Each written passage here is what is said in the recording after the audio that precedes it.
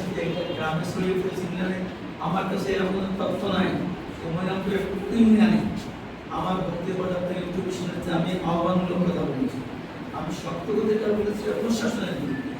আমি আহ্বান করেছি মাননীয় প্রধানমন্ত্রীর পক্ষে যে ডাক বিরোধী নেতা যে গ্রহণ করেছেন সেই কথা বলে যে ঐতিহাসিক বক্তব্য হয়েছে পরিবেশ সমাপ্তির দিনে পক্ষের আহ্বান, সেখানে আপনারা কি করতেছেন? আমার বক্তৃতার মধ্যে আপনারা নিশ্চয় দেখেছেন, সেখানে তো অনুষ্ঠানে নাই। আমি যেটা বলেছি সব সেটা প্রশাসন যে আপনাদের নাকের ডগায় একটা অফিস ভাঙছিল, একটা তারপরে এটা যে ভাঙল প্রথম কি জানেন না, পরে আবার যে হামলা করে ভাঙতে গেল তখন আপনারা কি বলছেন?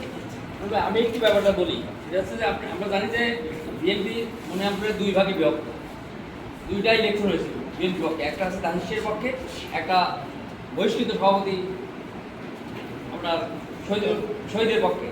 এখন যারা এই যে হামলা টামলা করছে তারা আসলে মূলত কার লোক?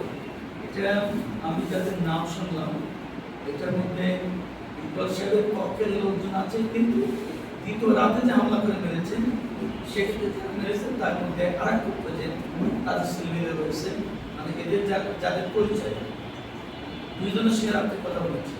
আমার দায়িত্বশীলরা বলেছে আমার দলের ওটা ওই পক্ষে, তার সঙ্গে কথা বলে বলেছে যে আমার দলের নাম ওই পক্ষে, কিন্তু করতে এলাকার লোকজন বলেছে বিপক্ষেই লোক।